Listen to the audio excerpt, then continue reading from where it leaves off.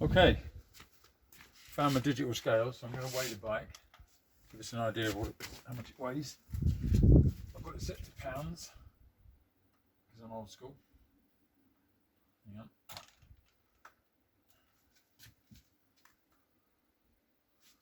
Just let that settle a minute. Let's have a look. Boom. Just under 22.5 pounds. Okay, not bad, especially for an entry level bike. Got something to go on.